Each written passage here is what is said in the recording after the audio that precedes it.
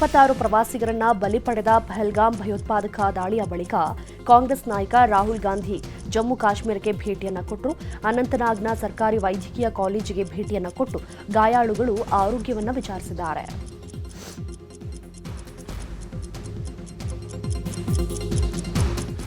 ಕಾಂಗ್ರೆಸ್ ನಾಯಕ ರಾಹುಲ್ ಗಾಂಧಿ ಹಿರಿಯ ನಾಯಕರ ಜೊತೆ ಮೀಟಿಂಗ್ ಮಾಡಿದ್ದಾರೆ. ಉಗ್ರರ ದಾಳಿಯನ್ನು ಖಂಡಿಸಿದ್ದು ಚರ್ಚೆಗೆ ವಿಶೇಷ ಅಧಿವೇಶನಕ್ಕೆ ಆಗ್ರಹ ಮಾಡಲಾಗಿದೆ. ಪ್ರತಿಪಕ್ಷಗಳನ್ನು ವಿಶ್ವಾಸಕ್ಕೆ ತೆಗೆದುಕೊಳ್ಳುವಂತೆ ಕೇಂದ್ರ ಆಗ್ರಹಿಸಿದೆ. ಜಮ್ಮು ಕಾಶ್ಮೀರದ ಪಹಲ್ಗಾಮ್ ಉಗ್ರರ ದಾಳಿಯ ಬಳಿಕ ಕೇಂದ್ರ ಸರ್ಕಾರ ಅಲರ್ಟ್ ಆಗಿದೆ. ಪಾಕಿಸ್ತಾನಿಗಳ ವೀಸಾ ರದ್ದು ಮಾಡಲು ನಿರ್ಧಾರವನ್ನು ಕೈಗೊಳ್ಳಲಾಗಿರುವಂಥದ್ದು. ನಿಮ್ಮ ರಾಜ್ಯಗಳಲ್ಲಿರುವ ಪಾಕಿಸ್ತಾನಗಳನ್ನು ವಾಪಸ್ ಕಳುಹಿಸಿ ಅಂತ ಎಲ್ಲ ರಾಜ್ಯಗಳ ಮುಖ್ಯಮಂತ್ರಿಗಳಿಗೆ ಕೇಂದ್ರ ಗೃಹ ಸಚಿವ ಅಮಿತ್ ಶಾ ಸೂಚನೆ ಕೊಟ್ಟಿದ್ದಾರೆ. ಈಗಾಗಲೇ ಕೇಂದ್ರ ಗೃಹ ಇಲಾಖೆ ಎಲ್ಲ ರಾಜ್ಯಗಳಿಗೂ ಸುತ್ತೋಲೆಯನ್ನು ಹೊರಡಿಸಿದ್ದು ಪಾಕಿಸ್ತಾನ ಪ್ರಜೆಗಳು ಎಷ್ಟು ಜನ ಹೋಗಿದ್ದಾರೆ ಅಂತ ವರದಿಯನ್ನು ಸಲ್ಲಿಸಲು ಸೂಚನೆಯನ್ನು ಕೊಡಲಾಗಿದೆ. ಪಹಲ್ಗಾಮ್ ಉಗ್ರರ ದಾಳಿಯ ಬಳಿಕ ಕೇಂದ್ರ ಸರ್ಕಾರ 48 ಗಂಟೆಗಳಲ್ಲಿ ಪಾಕಿಸ್ತಾನಿಗಳು ಭಾರತ ಬಿಡಲು ಸೂಚನೆ ಕೊಟ್ಟಿತ್ತು. ಕೇಂದ್ರ ಸರ್ಕಾರದ ಆದೇಶದಂತೆ ಇಂದಿಯೇ ಡೆಡ್ಲೈನ್ ಆಗಿದೆ. ಈಗ ಕರ್ನಾಟಕದಲ್ಲಿರೋ ಪಾಕಿಸ್ತಾನಿಗಳು ಟೆನ್ಷನ್ನಲ್ಲಿದ್ದಾರೆ. ನ್ಯೂಸ್ 8ನಲ್ಲಿ ರಾಜ್ಯದಲ್ಲಿರುವ ಪಾಕಿಸ್ತಾನ ಪ್ರಜೆಗಳು ಎಕ್ಸ್ಕ್ಲೂಸಿವ್ ಲೆಕ್ಕ ಸಿಕ್ಕಿರುವಂಥದ್ದು. ಇನ್ನು ಸದ್ಯದ ಪ್ರಕಾರ 50ಕ್ಕೂ ಹೆಚ್ಚು ಪಾಕಿಸ್ತಾನಿ ಪ್ರಜೆಗಳು ರಾಜ್ಯದಲ್ಲಿ ವಾಸವಾಗಿದ್ದಾರೆ.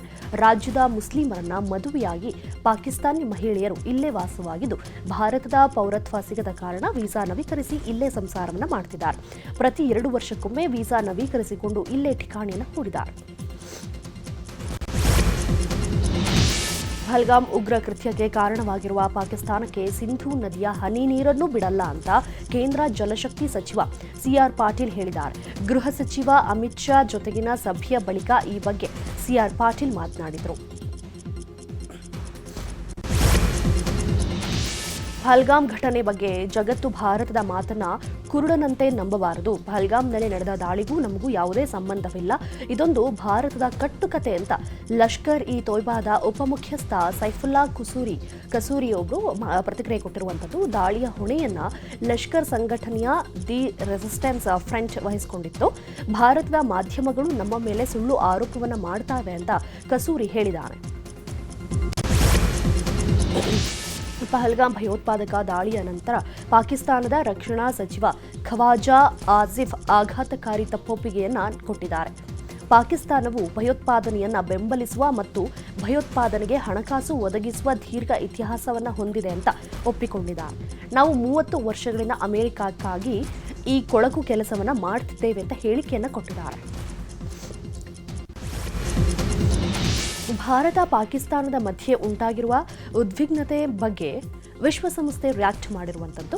ಪರಿಸ್ಥಿತಿ ಮತ್ತಷ್ಟು ಉದ್ವಿಗ್ನತೆಗೆ ಹೋಗದಂತೆ ನೋಡಿಕೊಳ್ಳಬೇಕು ಅಂತ 2 ಸರ್ಕಾರಗಳಿಗೆ ವಿಶ್ವಸಂಸ್ಥೆ ಮಹಾಪ್ರಧಾನ ಕಾರ್ಯದರ್ಶಿ ಆಂಟೋನಿಯೋ ಗುಟೆರೆಸ್ ಮನವಿ ಮಾಡಿದ್ದಾರೆ. ಜಮ್ಮು ಕಾಶ್ಮೀರದ ಪಹಲ್ಗಾಮ್ನ ಉಗ್ರರ ದಾಳಿಯ ವರದಿಯನ್ನು ಲಘುವಾಗಿ ಪರಿಗಣಿಸಿದ ನ್ಯೂಯಾರ್ಕ್ ಟೈಮ್ಸ್ ಪತ್ರಿಕೆಗೆ ಅಮೆರಿಕ ಸರ್ಕಾರ ಛೀಮಾರಿ ಹಾಕಿದೆ. ಪಹಲ್ಗಾಮ್ ಉಗ್ರರ ದಾಳಿಯ ಕುರಿತು ವರದಿ ಮಾಡಿದಂತಹ ನ್ಯೂಯಾರ್ಕ್ ಟೈಮ್ಸ್ ಪತ್ರಿಕೆ ಭಯೋತ್ಪಾದಕರು ಎಂಬ ಪದದ ಬದಲು ಬಂದೂಕುಧಾರಿಗಳು ಎಂಬ ಪದಗಳನ್ನು ಬಳಸಿತ್ತು. ಈ ಮೂಲಕ ಘಟನೆಯ ಗಂಭೀರತೆಯನ್ನು ಕಡಿಮೆ ಮಾಡಿತ್ತು. ಈ ಕುರಿತು ಅಮೆರಿಕ ಸರ್ಕಾರ ಜಾಲತಾಣದಲ್ಲಿ ಕಿಡಿಕಾರಿದೆ. ಪಹಲ್ಗಾಮ್ನಲ್ಲಿ ಉಗ್ರರ ದಾಳಿ ಹೇಗಾಯಿತು ಎಂಬುದನ್ನು ಮಂಜುನಾಥ್ ಪತ್ನಿ ನ್ಯೂಸ್ 18 ಮುಂದೆ ಹೇಳಿಕೊಂಡಿದ್ದಾರೆ. ಕುದುರೆ ಸವಾರಿ ಮಾಡುವಾಗ ಏಕಾಏಕಿ ನುಗ್ಗಿದ್ರು. ಬೇಡ ಅಂದ್ರೂ ಗಂಡನಿಗೆ ಗುಂಡಿಕ್ಕಿ ಕೊಂದ್ರು. ಬಳಿಕ ಸುಮಾರು 3/4 ಗಂಟೆ ಯಾರಾದರೂ ನಮ್ಮನ್ನ ರಕ್ಷಣೆ ಮಾಡ್ತಾರಾ ಅಂತ ಹುಚ್ಚರಂತೆ ಒದ್ದಾಡಿದ್ವಿ. ಆದರೆ ಯಾವ ಪೊಲೀಸರು ಸೇನೆಯವರು ಬರಲಿಲ್ಲ. ಕೊನೆಗೆ ನಮ್ಮನ್ನ ಸ್ಥಳೀಯರೇ ಕರೆದುಕೊಂಡು ಬಂದ್ರು ಅಂತ ಉಗ್ರರ ದಾಳಿಯ ಭೀಕರತೆಯನ್ನು ಮಂಜುನಾಥ್ ಪತ್ನಿ ಪಲ್ಲವಿ ಹೇಳಿಕೊಂಡಿದ್ದಾರೆ. ಇನ್ನು ಕಾಶ್ಮೀರದಲ್ಲಿ ಉಗ್ರರ ದಾಳಿಗೆ ಬಲಿಯಾದ ಮಂಜುನಾಥ್ ನಿವಾಸಕ್ಕೆ ಸ್ಪೀಕರ್ ಯುಟಿ ಖಾದರ್ ಭೇಟಿಯನ್ನ ಕೊಟ್ಟು ಕುಟುಂಬಕ್ಕೆ ಸಾಂತ್ವನವನ್ನ ಹೇಳಿದ. ಪಹಲ್ಗಾಮ್ನಲ್ಲಿ ಉಗ್ರರ ದಾಳಿಗೆ ಭದ್ರತಾ ವೈಫಲ್ಯ ಎಂಬ ಕಾಂಗ್ರೆಸ್ ಆರೋಪ ವಿಚಾರಕ್ಕೆ ವಿಪಕ್ಷ ನಾಯಕ ಆರ್ ಅಶೋಕ್ ಕಿಡಿಕಾರಿದ್ದಾರೆ. ಬೆಂಗಳೂರಿನಲ್ಲಿ ಮಾತನಾಡಿದ ಅವರು, ದೇಶಕ್ಕೆ ಭದ್ರತೆ ಕೊಡೋದು ಮಿಲಿಟರಿ ವ್ಯವಸ್ಥೆ. ಸೈನಿಕರ ಮೇಲೆ ಅನುಮಾನ ವ್ಯಕ್ತಪಡಿಸಿದ್ರೆ ದೇಶದಲ್ಲಿ ಯಾರ ಮೇಲೆ ಒಳ್ಳೆಯ ನಂಬಿಕೆ ಇಟ್ಕೊಂಡಿದ್ದೀರಾ? ನಾವು ಸೈನಿಕರೇ ಪರಮೋಚ್ಚ ಅಂತೀವಿ. ಆದರೆ ಸೈನಿಕರ ಮೇಲೆಯೇ ಬೆರಳು ತೋರಿಸಿ ಸರಿಯಾಗಿ ಕಾವಲು ಕಾಯ್ದಿಲ್ಲ ಅಂತ ಹೇಳಿದ್ರೆ ಅವರ ಮಾನಸಿಕ ಸ್ಥೈರ್ಯ ಕುಂದಿಸುವಂತಾಗಲ್ವಾ? ಕಾಂಗ್ರೆಸ್ ಇದನ್ನ ಮಾಡಬಾರದು. ಇಡೀ ದೇಶ ಒಗ್ಗಟ್ಟಿನಿಂದ ಘಟನೆಯನ್ನ ಖಂಡಿಸಬೇಕು ಅಂತ ಹೇಳಿದ್ದಾರೆ. ಕಾಂಗ್ರೆಸ್ ನಾಯಕಿ ಸೋನಿಯಾ ಗಾಂಧಿ ಅಳಿಯ ರಾಬರ್ಟ್ ವಾದ್ರಾ ಬಗ್ಗೆ ಶಾಸಕ ಚನ್ನಬಸಪ್ಪ ವಿವಾದಾತ್ಮಕ ಹೇಳಿಕೆಯನ್ನು ಕೊಟ್ಟಿದ್ದಾರೆ.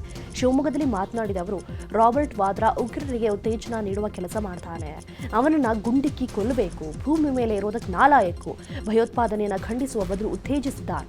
ವಾದ್ರಾ ಹೇಳಿಕೆಯನ್ನು ಒಪ್ಪುವಂತದ್ದಲ್ಲ ಅಂತ ಕಿಡಿಕಾರಿದ್ದಾರೆ. ಇನ್ನು ಇದೇ ವಿಚಾರಕ್ಕೆ ಸಂಬಂಧಪಟ್ಟ ಹಾಗೆ ಚಿತ್ರದುರ್ಗದಲ್ಲಿ ಸಂಸದ ಗೋವಿಂದ ಕಾರಜೋಳ ಅವರು ಖಂಡನೆಯನ್ನು ವ್ಯಕ್ತಪಡಿಸಿರುವಂಥದ್ದು.